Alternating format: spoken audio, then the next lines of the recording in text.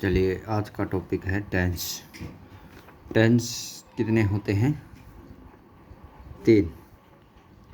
कितने होते हैं? 3। प्रेजेंट, पास्ट और फ्यूचर। प्रेजेंट के 4 पार्ट होते हैं, 4 पार्ट पास्ट के होते हैं और 4 पार्ट फ्यूचर के होते हैं। ठीक है, नाम इनका सेम होता है, बस यहाँ पे आप प्रेजेंट लगा देंगे तो प्रेजेंट का हो जाएगा पार्ट, यहाँ पे पास्ट लगा देंगे तो पास्ट का हो जाएगा और फ्यूचर लगा देंगे तो फ्यूचर का हो जाएगा। तो इस तरह से ये indefinite, number 2 continuous, number 3 perfect और नंबर 4 परफेक्ट कंटिन्यूस टेंस। सभी के 4 पार्ट्स होंगे, 4 प्रेजेंट के, 4 पास्ट के और 4 फ्यूचर के। Present, past and future. अब हम सबसे पहले प्रेजेंट इंडेफिनेट के बारे में बात करते हैं। Present indefinite tense.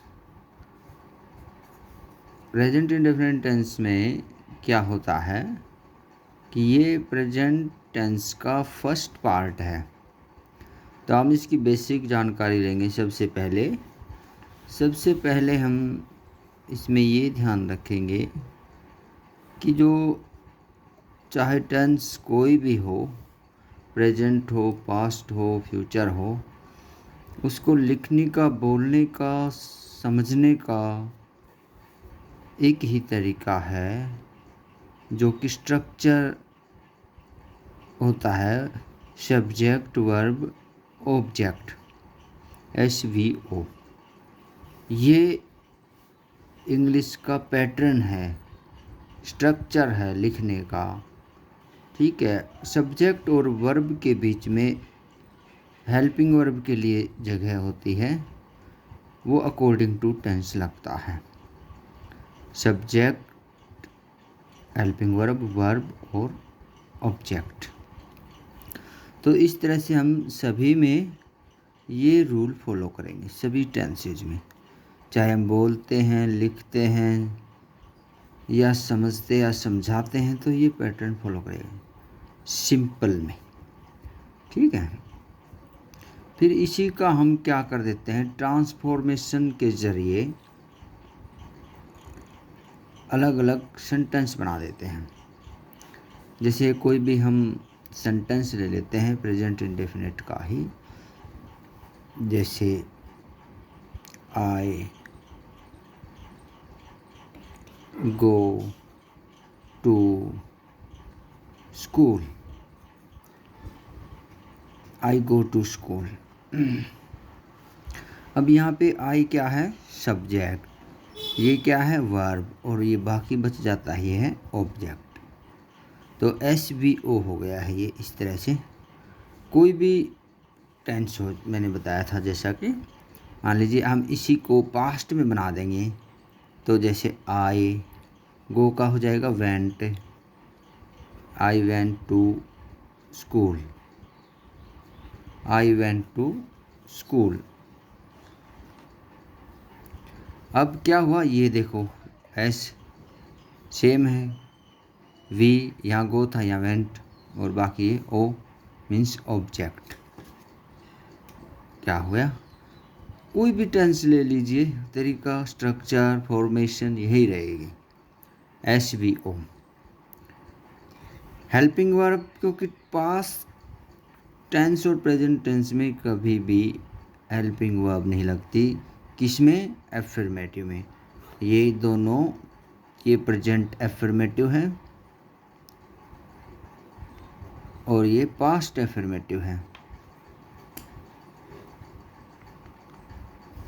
Present affirmative और ये पास्ट एफर्मेटिव है। केवल दो ही टेंस कौन से, प्रेजेंट और पास्ट के एफर्मेटिव में हेल्पिंग वर्ब नहीं लगती, हेल्पिंग वर्ब नहीं लगती।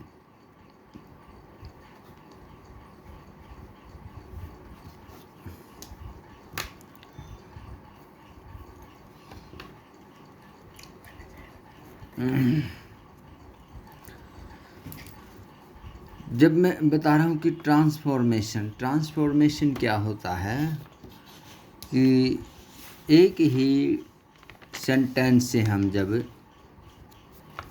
अलग अलग सेंटेंस उसमें से बना देते हैं तो ट्रांसफॉर्मेशन का, जैसे वो प्रेजेंट था उसका नेगेटिव बनाएंगे तो हम नेगेटिव में क्या है, जैसे बताया था सब्जेक्ट वर्ब ऑब्जेक्ट, ठीक है, इसके बीच में क्या आएगी, हेल्पिंग वर्ब, ठीक है। और नेगेटिव सेंटेंस में क्या चीज़ और जुड़ जाती है, नेगेटिव में नोट और जुड़ जाता है। क्या जुड़ जाता है, नोट। नोट। तो नोट कहाँ आता है, नोट के लिए जगह है सब्जेक्ट के बाद तो हेल्पिंग वर्ब और हेल्पिंग वर्ब के बाद वर्ब। अब इन दोनों के बीच में जो स्थान होता है वो होता है नोट का, ठीक है। जिसमें स्कूल नहीं जाता, I do not go to school.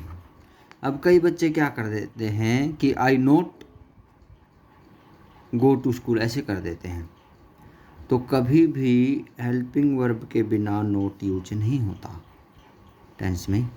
Tense में जब भी हम नेगेटिव सेंटेंस बनाएंगे तो उससे पहले उस टेंस की हेल्पिंग वर्ब जरूर लगाएंगे। जैसे ये प्रेजेंट इंडेफिनिट टेंस था तो प्रेजेंट इंडेफिनिट टेंस में हेल्पिंग वर्ब डू या डज लगानी पड़ेगी आपको। डू या डज का मतलब ये है कि जब हम सिंगुलर थर्ड पर्सन और सिंगुलर होना चाहिए, थर्ड पर्सन होना चाहिए,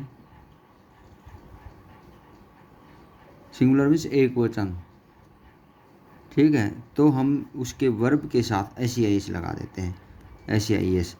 और जहाँ पर नेगेटिव इंटेरोगेटिव है वहाँ पे हम डज लगा देंगे। जो हम सब्जेक्ट एक वचन हो हमारा, साथ में थर्ड पर्सन हो, एक वचन के साथ थर्ड पर्सन भी होना चाहिए, क्योंकि ये सिंगुलर तो है आई लेकिन फर्स्ट पर्सन है। जैसे यू सिंगुलर तो होता है लेकिन सेकंड पर्सन है। आई माई मी ये फर्स्ट पर्सन हो गया, you your you second person, बाकी बच गए थर्ड पर्सन। अब थर्ड पर्सन में भी जो सिंगुलर है उनके साथ हम नेगेटिव इंटेरोगेटिव में डज लगाएंगे, ठीक है। बाकी जो एफर्मेटिव में है वो यूज होता नहीं है हेल्पिंग वर्ब। जैसे आई गो टू स्कूल तो वहाँ ही लगा देंगे, जैसे ही है ही गोज टू स्कूल आएगा एफर्मेटिव में, एफर्मेटिव में ही गोज टू स्कूल आ जाएगा।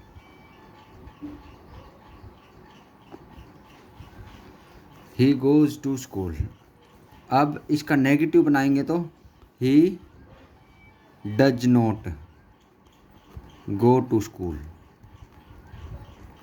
ही डज नॉट। अब देखो डज आया है यहाँ पे, क्यों, क्योंकि ये एक वचन है और दूसरा सिंगुलर है, दूसरा थर्ड पर्सन है, तो इसमें डज आ गया है। और नेगेटिव है तो नोट आ गया है। अब यहाँ गोज, यहाँ ऐसी एस नहीं लगेगा गो में, क्यों, क्योंकि ई एस अब यहाँ डू में लग के डज बना है। मूल जो शब्द है वो डू है, बेसिक वर्ड डू है, डू में ई एस लगने से डज बन गया है। दो जगह नहीं लगाएंगे एक ही सेंटेंस में हम यहाँ पे।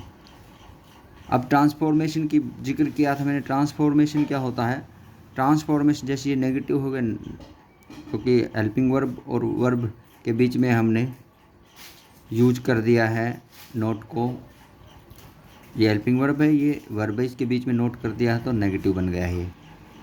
अब इंटेरोगेटिव बनाना है तो हेल्पिंग वर्ब को बाहर निकालते हैं हम, तो डज को बाहर निकाल देंगे हम, does he not go to school, does he go to school, क्या वह स्कूल जाता है, लास्ट में साइन ऑफ इंटरोगेशन लगा देंगे, does he go to school.